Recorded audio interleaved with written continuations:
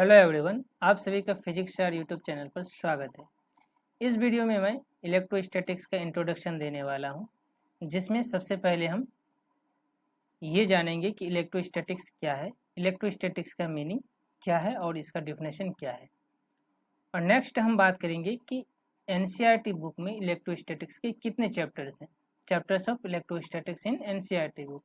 और नेक्स्ट और लास्ट हम ये बात करेंगे कि उन चैप्टर्स में हमें किन किन चीज़ों के बारे में स्टडी करना है, कंटेंट्स ऑफ द चैप्टर्स। चलिए अब स्टार्ट करते हैं। तो स्टार्ट करने से पहले यदि आप मेरे चैनल पर नए हैं तो आप मेरे चैनल को सब्सक्राइब कर दीजिए, ताकि आपको आने वाले हर वीडियो का नोटिफिकेशन मिलता रहे। चलिए शुरू करते हैं। What is electrostatics? इलेक्ट्रोस्टैटिक्स को डिफाइन करने से पहले हम ये जानेंगे कि इलेक्ट्रोस्टैटिक्स का मीनिंग क्या है। सबसे पहले हम इलेक्ट्रोस्टैटिक्स के मीनिंग को समझने का प्रयास करते हैं। इलेक्ट्रोस्टैटिक्स को हिंदी में स्थिर वैद्युतिकी कहा जाता है। स्थिर वैद्युतिकी।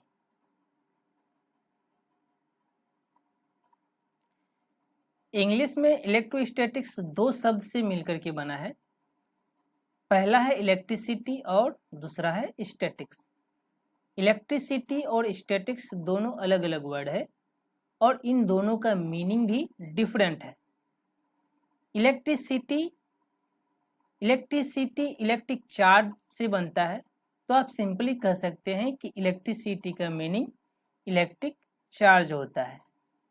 स्टैटिक को हिंदी में स्थिर कहा जाता है और इसका दूसरा वर्ड है रेस्ट।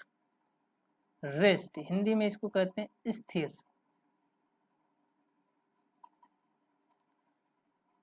अब रेस्ट किसे कहा जाता है? Anything which does not change its position with time, अर्थात जो समय के साथ अपने स्थान में परिवर्तन नहीं करता है उसको कहते हैं स्थिर, स्टैटिक या रेस्ट। आपको इलेक्ट्रिसिटी और स्टैटिक का मीनिंग समझ में आ गया। अब हम इलेक्ट्रोस्टैटिक का मीनिंग समझते हैं। इलेक्ट्रिसिटी और स्टैटिक दोनों मिलकर के बना है इलेक्ट्रोस्टैटिक, और इलेक्ट्रोस्टैटिक का मीनिंग अब हम समझते हैं क्या होता है। इलेक्ट्रोस्टैटिक्स का शाब्दिक अर्थ होता है इलेक्ट्रिसिटी एट रेस्ट, अर्थात स्थिर विद्युत। स्थिर विद्युत। इलेक्ट्रिसिटी को हिंदी में विद्युत कहा जाता है और रेस्ट को हिंदी में स्थिर कहा जाता है, अर्थात जब मेरा विद्युत स्थिर अवस्था में हो। तो ओवरऑल इलेक्ट्रोस्टैटिक्स एक चैप्टर है जिसके अंतर्गत हम विद्युत के बारे में स्टडी करेंगे, इलेक्ट्रिक चार्ज के बारे में स्टडी करेंगे जब हमारा चार्ज रेस्ट में हो। चलिए अब हम इलेक्ट्रोस्टैटिक्स के डिफिनेशन की ओर चलते हैं। ये था हमारा इलेक्ट्रोस्टैटिक का मीनिंग। चलिए अब हम आगे बढ़ते हैं इलेक्ट्रोस्टैटिक्स के डिफिनेशन की ओर। इलेक्ट्रोस्टैटिक्स को हम इस प्रकार से डिफाइन कर सकते हैं कि electrostatics is the branch of physics in which we study about the phenomena related to electric charges when it is at rest. अर्थात जब इलेक्ट्रिक चार्ज रेस्ट में हो। इलेक्ट्रिक चार्ज को हिंदी में विद्युत आवेश कहा जाता है। विद्युत आवेश। जब विद्युत आवेश रेस्ट में हो, स्थिर अवस्था में हो, तब उनसे संबंधित घटनाओं का अध्ययन स्टडी फिजिक्स के जिस शाखा में करेंगे, जिस ब्रांच में करेंगे, उस ब्रांच को हम इलेक्ट्रोस्टैटिक कहेंगे। क्या कहेंगे उस ब्रांच को? इलेक्ट्रोस्टैटिक। एनसीईआरटी में इलेक्ट्रोस्टैटिक्स को इस प्रकार से डिफाइन किया गया है कि electrostatics deals with the study of forces, fields and potentials arising from static charge. Static charge means स्थिर चार्ज, स्थिर आवेश। स्थिर आवेश। स्थिर आवेश से उत्पन्न फोर्स, फील्ड और पोटेंशियल का अध्ययन इलेक्ट्रोस्टैटिक कहलाता है। जनरली स्टैटिक चार्ज के कारण फोर्स प्रोड्यूस होता है या फोर्स क्रिएट होता है, फील्ड क्रिएट होता है और तीसरा पोटेंशियल उत्पन्न होता है, क्रिएट होता है।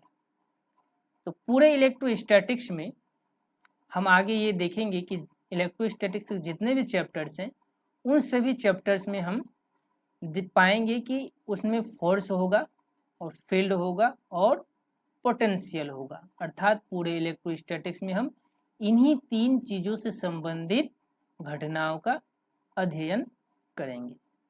तो यहाँ तक था इलेक्ट्रोस्टैटिक्स का इंट्रोडक्शन और यहीं पर इंट्रोडक्शन इसका समाप्त होता है। चलिए अब हम आगे नेक्स्ट बढ़ते हैं इलेक्ट्रोस्टैटिक्स के चैप्टर्स की ओर। एनसीईआरटी बुक में इलेक्ट्रोस्टैटिक्स की कितने चैप्टर्स हैं उसकी तरफ।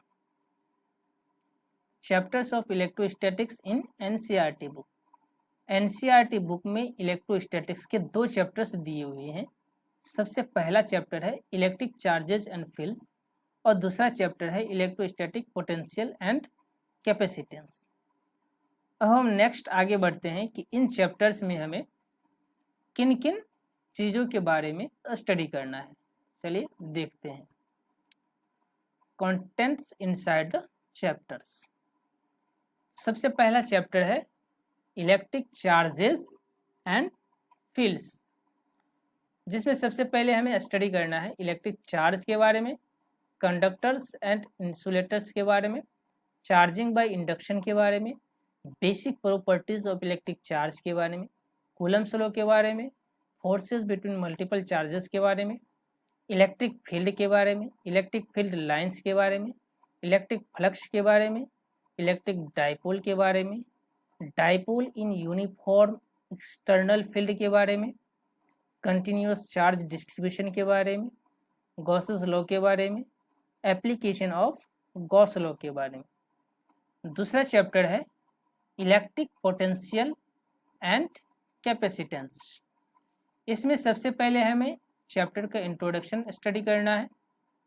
दूसरा है इलेक्ट्रोस्टैटिक पोटेंशियल, नेक्स्ट है potential due to a point charge, next है potential due to an external dipole, next है potential due to a system of charges, next है इक्विपोटेंशियल सरफेसेस, नेक्स्ट है potential energy of a system of charges, next है potential energy in an external field, next है electrostatics of conductors, next है dielectrics in polarisation and polarisation, next है capacitors and capacitance, next है the parallel plate capacitor, next है the effect of dielectrics on capacitance, next है combination of capacitors, next है energy stored in a capacitor और next है van D graph generator.